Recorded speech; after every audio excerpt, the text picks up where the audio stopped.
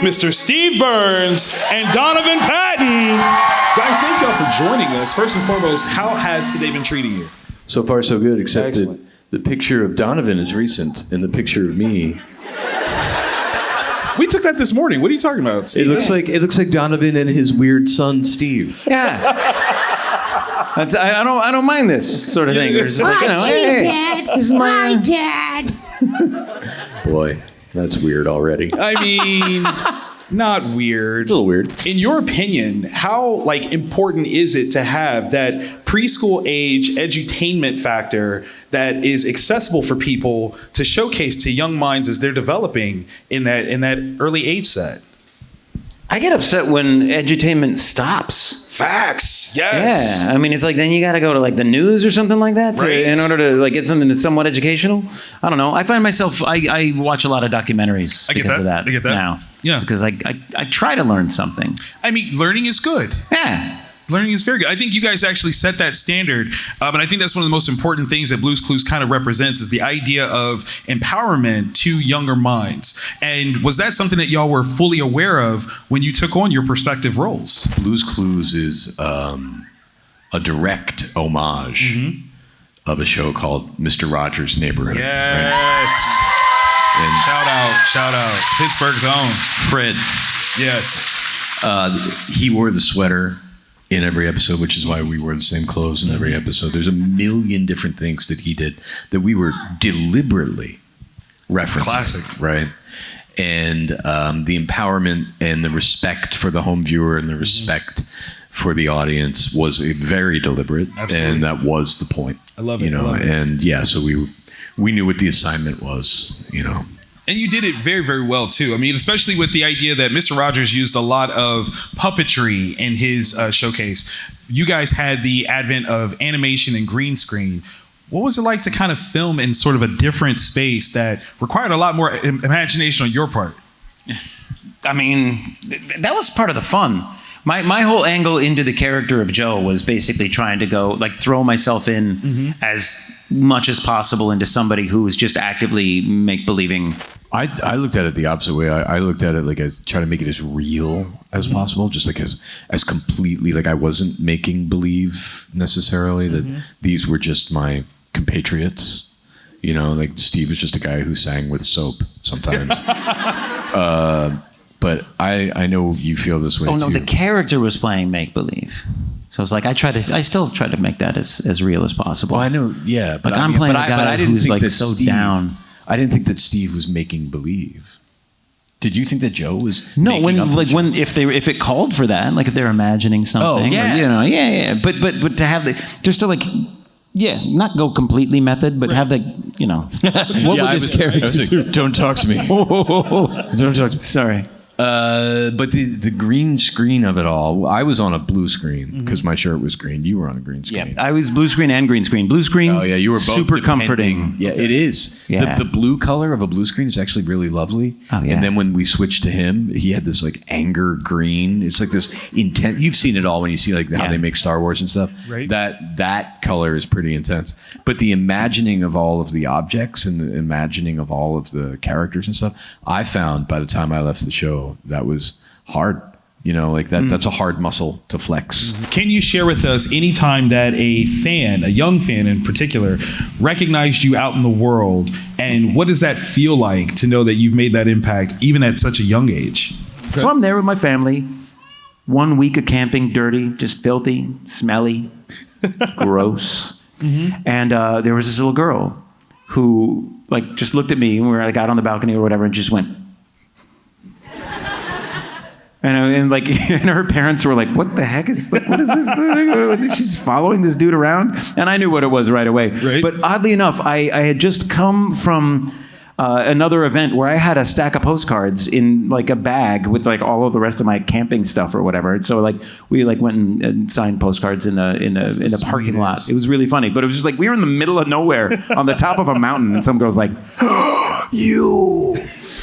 I was like, how? I'm basically covered in dirt. Nah, she found you like a clue, buddy. She was A like, little bit. Yes.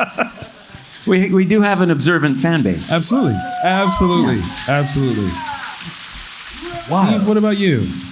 Kids never really recognize me. My energy in person is so different than this guy.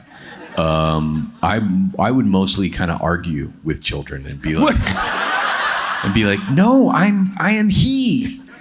I'm Steve. And they'd be like, you're not Steve. And now there's no way. You know what I mean? No, come on. I get recognized more now. Yeah. By y'all who grew up. Right. But back in the day, like I was a hard sell. All right. No one, unless I had the shirt on, people were like, no way, that's not Steve. All right. So to pivot to that, what was your best experience being recognized now by an older fan? Oh man, not to bring it down, but we did one of these in Pittsburgh, and this was so cool. I was doing like Comic-Con, we were signing pictures and stuff, and some dude comes up to me, he's like, hey Steve. I'm like, hey man. He's like, do you recognize me? I'm like, no. And he's like, that's cool. And then he handed me a picture, and he was a Make-A-Wish kid. Oh, wow. Yeah. And he's like, I made it, Steve. Wow. Wait, that's what he said? That's what he said to you? Yeah, I was like, Yeah. Crying on the inside and outside. yeah, now we're friends on Insta. That's awesome. But that was my favorite fan interaction I've ever had. I love it. Now, I think that kind of opens up the door for something interesting. When you have a show that is geared towards kids like this is, to see people grow up and still have that love and fandom, what does that do for you as an actor? You never know how your life's going to unfold. So I think it's important to say yes to the opportunities that you course. have. I might not have met my wife had I never done Blue's See? Clues. There you I go. would never possibly have done, I do a lot of like work in cartoons and video games and stuff like that. My first job in voiceover came because it started with a woman named Sue Kim, who was an animator on Blue's Clues, and Jen Toomey, who was one of the executive producers. And now I still work with Jen Toomey on a new show called Gabby's Dollhouse. I'm the cat rat. Achoo! It's difficult to personalize that. Really? I don't, and I know you don't do it either. You know, people say to us all the time, "Oh, you are a generation's Fred Rogers," and I'm like, "Nope, not even close." You know, I always push that away. I always push that back. You know, Is that out of respect for Fred, though? Sure, and it's Okay. also remarkably different. You know, I was an actor. We were both actors who fell backwards into a crazy job. Mr. Rogers created Blue's Clues. That was his ministry, Yeah. really. Yeah. And he was the boss. He was the best there ever was. He should probably be on our money. Facts. Big facts. So Even in Canadian money. yeah. all of our money. He was just that Everybody's money. Obviously, I'm sure you have some fond memories of the show. Can I put some of that to the test real quick with a quick game? Sure, hit me. Oh. If I give you the 3 clues, can you remember what Blue wanted? I love it. Donald's going to excel at making this one. Here we go. So, clue number 1, the color green. Clue number 2, a tank. Define tank. That is part of the clue.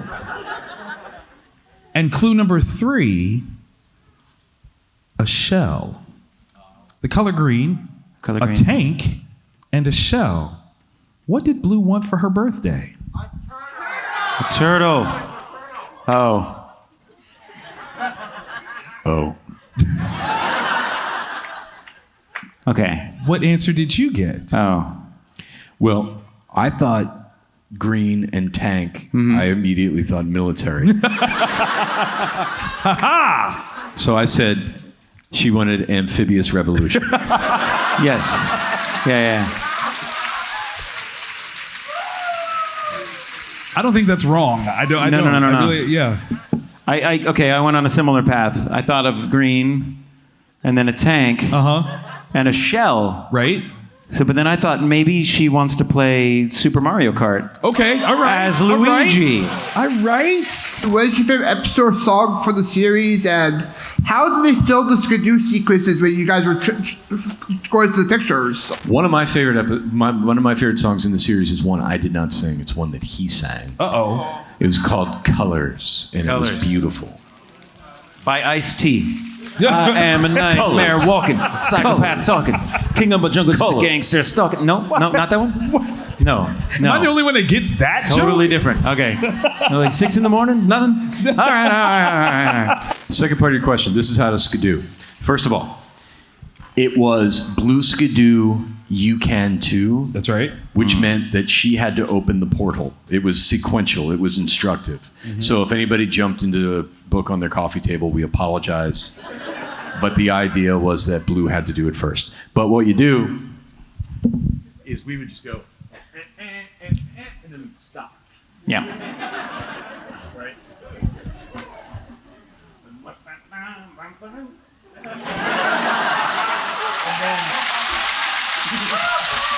And then the computer would grab just one frame of that, right? And erase us because we were just on a green screen, and they would just spin it into a picture. So they only needed 1 second of us like that, and then they would spin it. And then on the other side of it, they would say action, and we would go, whoa. Wow, what is this place? You know, like that. That is Shatner level recovery. Yeah. Like, I love that. Hello. Hi. Blue has a question for you. Oh. No, not tonight. I don't think so. No. Yeah. I honestly, I don't know what time we'll be done. And plus, you know, obviously, you're what, 4 hours late now? That's true. So, Yeah. No, that's, Yeah, you know, and- it's okay. No, but it's better to be on time than sorry. Yeah. and honestly, we can't afford your hotel, so you know. No. But it's The good to see treats you. this You look one great. gets. Did you get work done? You look Maybe. looks good. Yeah. Well done. She has another question for you then. Yeah. Did you guys have a favorite clue? I did. You had a favorite clue? Yeah. Cloud. Cloud. I was like, Oh, because he was huge. how did she do that? I think it's always fun when the clue is right there. Right. Like if you are the clue, because to me it's just hilarious. Because then it's like, you know, the paw print's right there on you, and then we just kind of run around wherever, and then eventually you get to like Steve always talks about one of his inspirations when he was starting is Grover. And you get that whole near far, you know, that whole thing where you get to do spot that on. in person. Where it's like right up to the, like, smush yourself as close to the camera as possible. That's awesome. That's the most fun to do. I always like that motion. What was it like for you to leave the show, and would you ever consider like making a guest appearance in like future seasons or whatever? Absolutely. Like I love being Steve now more than I ever have. Like, because first of all, like Dono said, we write and direct for the reboot, and when I write episodes, I'm like, I want to hang out with Donovan, so I write him into everything I do, so that they have to fly him to Toronto so that we can hang out, and that's great. And I just love playing Steve now because we decided, I was like, all right, if Steve's coming back, I want him to have gone to college for like criminal justice. And now he's the world's crappiest detective. Whoa! And it works because he's like trying to solve mysteries and has no idea what to do and still needs your help. And it's just a lot of fun. And we don't have any real responsibility in any episodes because Josh gets all the hard work. So we just hang out and have a blast. Show up. And Blue's Clues is so much fun to do now. Like, It's fun. Anytime. I would come back anytime. What's going on? Steve, I have 2 questions to ask you. Yes. How did you meet Blue?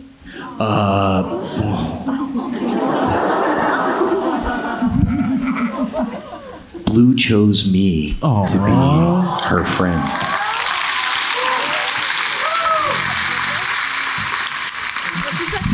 And how old is Blue? Yes.